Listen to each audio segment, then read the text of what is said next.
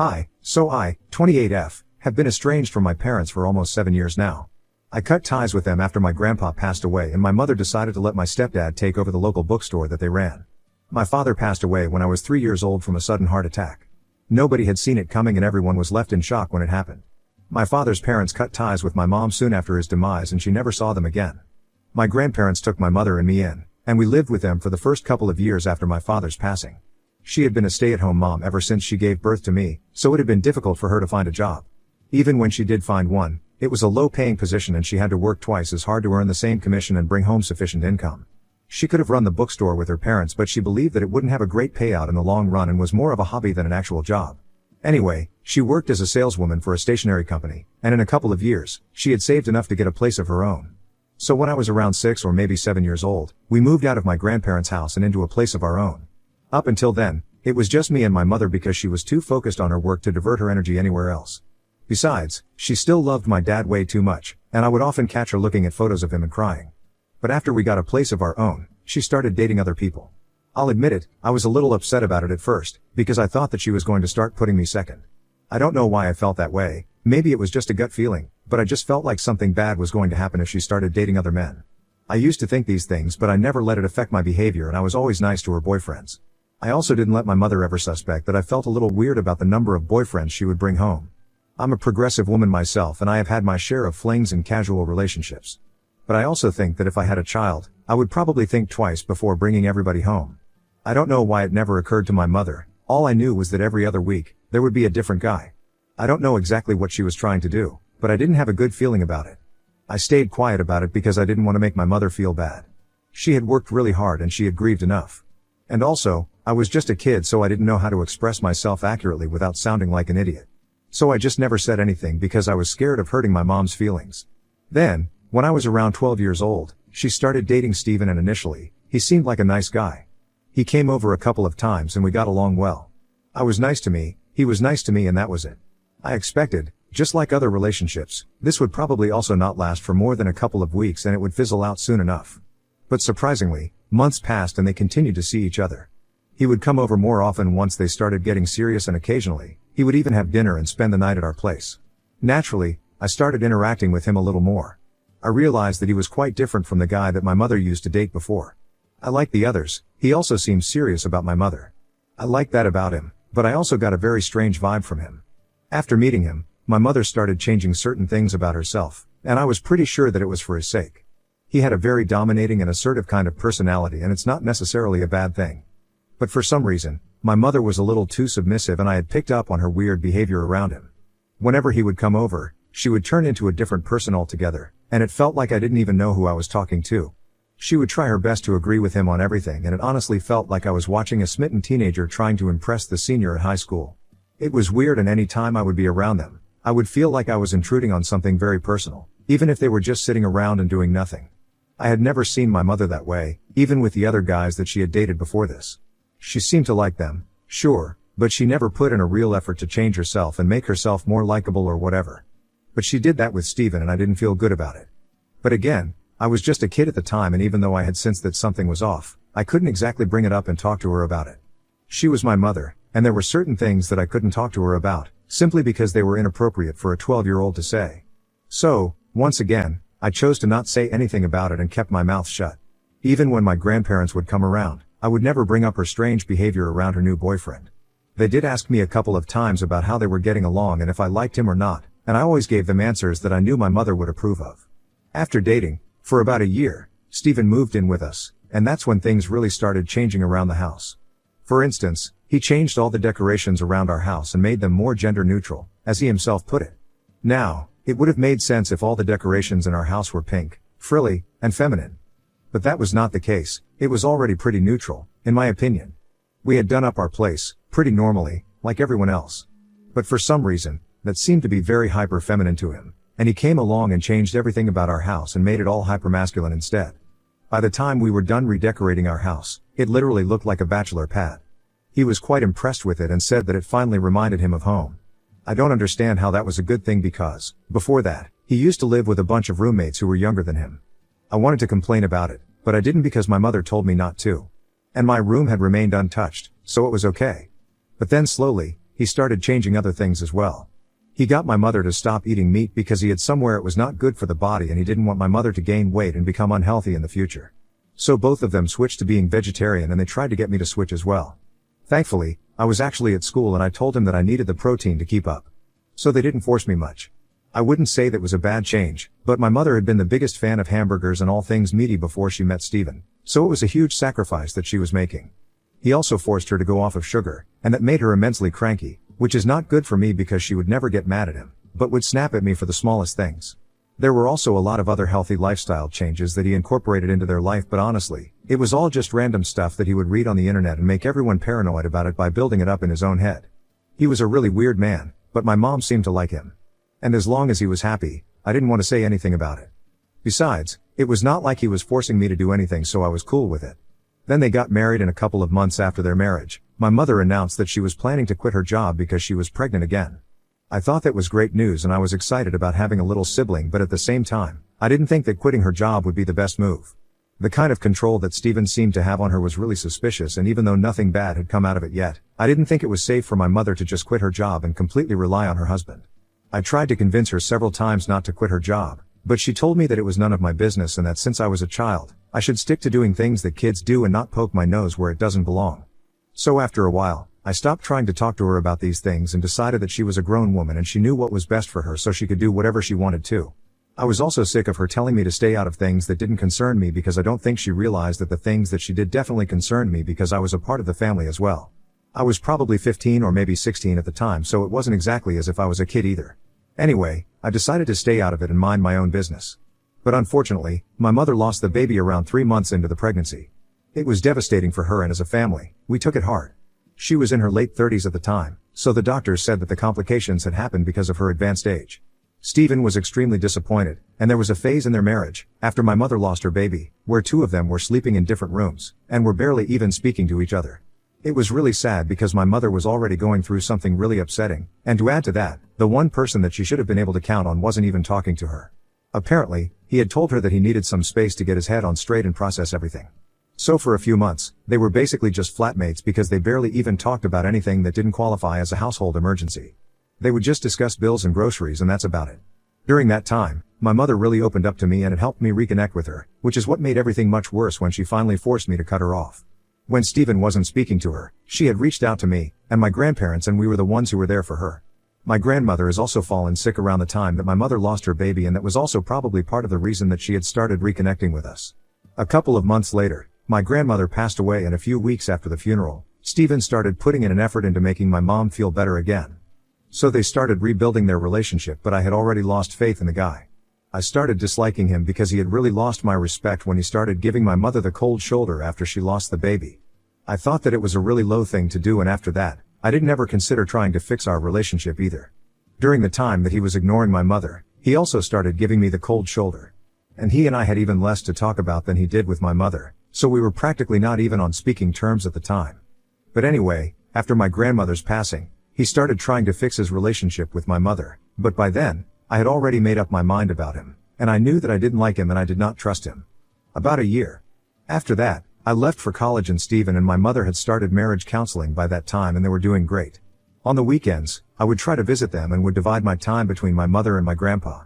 My grandpa was really lonely after my grandma passed away, so I thought that it was really important for me to keep in touch with him. He was handling the bookstore business alone, and I had started thinking that after I graduated from college, I would start working at the bookstore and handle their finances or whatever. But I never got the opportunity to do so because a few weeks before my graduation, I received news from my mother that my grandfather had passed away in his sleep. I was glad that he had passed away peacefully, but I was also kind of upset that I didn't get a chance to say one last goodbye. To add to that, on the day of the funeral, my mother told me that his lawyer, who happened to be the executor of his will, had informally told her that she was going to inherit the bookstore business. I guess my grandpa hadn't changed his will before he passed on. And I was apparently going to inherit the house that my grandparents had lived in, and I had spent the majority of my childhood, because even after I had moved out of that house, with my mother, we would still frequently visit them. I was happy that I was going to inherit the house, and I knew that my mother didn't have any interest in running a bookstore, so I was planning on asking her to let me take over instead, because I thought that it would be a nice starting point for me. And it wasn't even as though the bookstore business was doing too badly, because it would still get customers and the place was doing decent.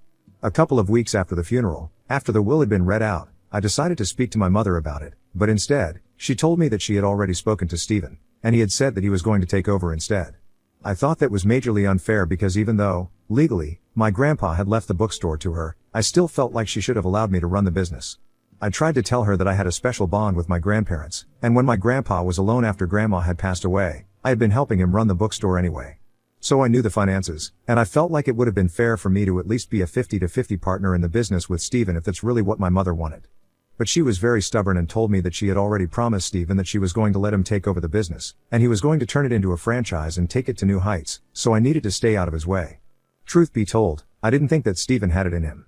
Also, we were one of the exceptionally lucky bookstores that were still doing well in this era, so the idea of expanding the business seemed a little far-fetched and unachievable just yet. I thought that it would be better to start small and improve the one location that we did have.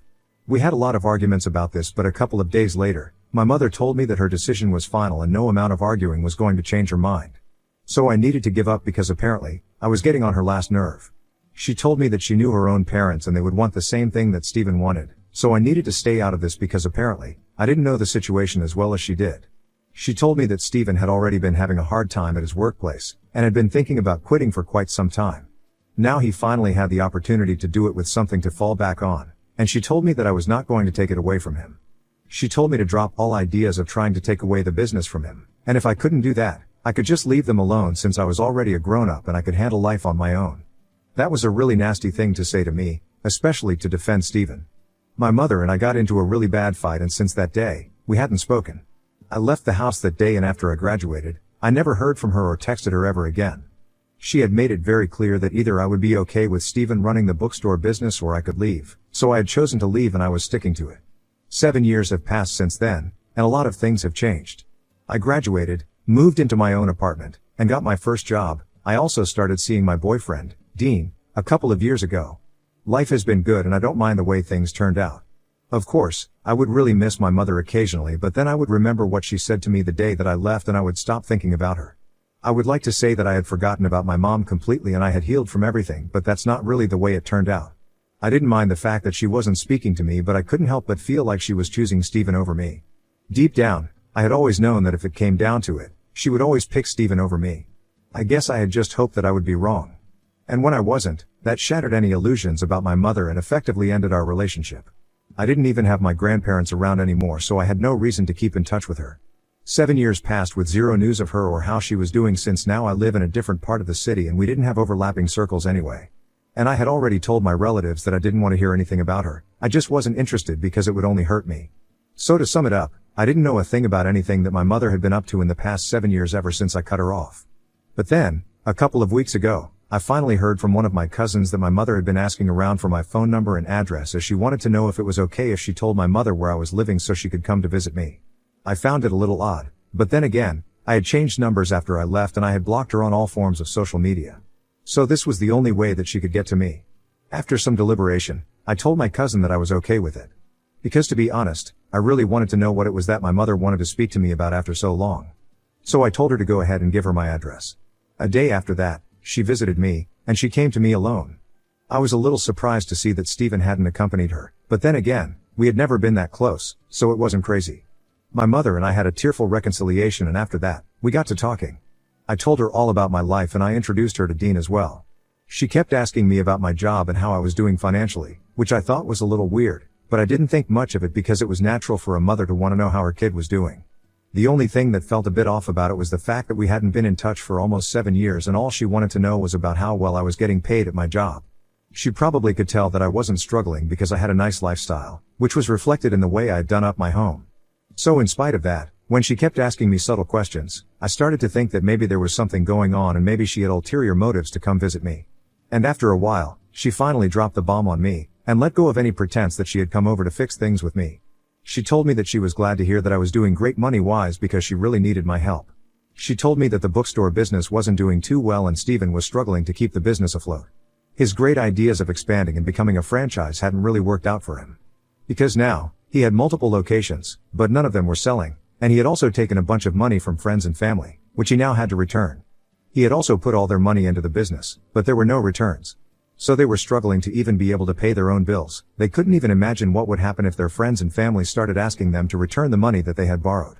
They were in really bad trouble financially, so they wanted me to bail them out. My mother told me that she had come to see me because she wanted to talk to me about this. And while talking to me, she had already deduced that I made a decent income, and I would be able to help them at least a little.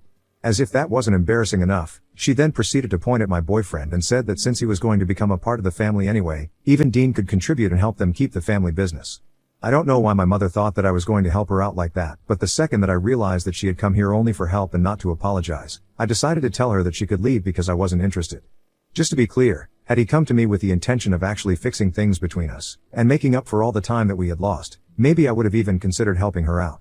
But she only wanted my money and the fact that she had dragged Dean into this as well, that just didn't sit right with me. So I decided to tell her to leave, and we got into another fight. She called me selfish and ungrateful and said that she regretted even trying to reach out to me. And I didn't hold back either and let out all of my frustration from when I was a child. After she left, Dean literally had to help me calm down for almost an hour because I had gotten worked up. I also found it really annoying that only my mother had shown up to ask for help when it was actually Steven, who had screwed everything up. I was just really pissed off about a lot of things, and that's why I refused to help them. My mother and I had had a strained and bad relationship ever since she got married to Steven, and it had come to a breaking point almost 7 years ago. And recently, I thought things were going to get better, but they didn't, and my disappointment and anger got the better of me, which is why I turned my mother away. She didn't speak to me again until a couple of days ago. I had also forgotten about the whole episode until she called me a few days back and told me that now, they had no other option but to give up the business and sell everything because they were really struggling with money, and they had also told everyone who they had borrowed money from that the business wasn't doing well and everybody wanted their money back. She made it sound like it was all my fault and told me that had I just helped her out that day, not even for her sake, but for my grandparents, then this day wouldn't have come. But now, they don't have anything left to give anymore, and selling is the only option that they had left. I know that I shouldn't feel guilty, but I do, and I don't know. I just feel like I've let my grandparents down. I know how much that bookstore business meant to them, and God knows it meant the same to me as well. So knowing that it's going to slip right out of our hands just isn't an easy fact to deal with. I could do something now, but I feel like my mother and Steven haven't ordered it, and I don't want to go back on my word. But I also don't want to let the business go because then I would feel like a total jerk. So Ida for not bailing my parents out because the business that they had taken over instead of me wasn't doing too well? Update 1. Hi. So first off, thank you all so much for the comments on my post. I have thought about it and I have decided that I'm not going to help my mother directly. But, like you all said, I really didn't want to let my parents screw up my grandparents' legacy. They had put a lot of hard work at something of their own, and I wasn't going to allow my parents to mess that up. So I decided to get in touch with a friend of mine, and together, we decided to buy them out. I'm not going to screw my mother out of a fair price, and my friend is pretty rich since he has a restaurant business that he inherited from his father a couple of months ago. They have also been looking to expand, and they think that a bookstore plus cafe would be a perfect idea. So they're buying my parents out, and since I had approached him with this idea, I'm going to be their partner. The only thing that's left to do now is to speak to my mom. I'm just hoping that she hasn't found any other buyers yet, because that would complicate things. It seems unlikely though, since it's just been a few weeks. I'm guessing nothing has been finalized yet. Anyway, I'm keeping my fingers crossed and hoping for the best. Update 2. So, it's been 2 days since my last update, and half an hour ago, I just got off a phone call with my mother. I told her all about the idea that my friend and I had, and I mentioned to her that this would be a purely business deal, and that's it. I was speaking to her in a professional capacity, and she actually seemed open to the idea. She told me that she would talk to Steven and let us know, so I think this is going to happen now. It's really exciting because I had always wanted something like this, and now I think it's actually going to materialize. Dean and I are already celebrating. Update 3. Okay, so it's been a couple of weeks since the last post here, but I've been really busy because my mother and Steven agreed to our deal. They got their way out of the business, and now, my friend and I have already taken over. There is a lot of renovation to be done, and we are overlooking all of it. It's a long way until we finally start making money off of this, but I'm hopeful. I know that my grandparents are going to be proud of me, and I just have this feeling that this is all going to work out for the best. I can't explain it, but I just know it. Now, all I need is everybody's blessings. Thank you so much to everybody who was there all along with me. Thank you for all the lovely comments and the messages. It really means the world to me.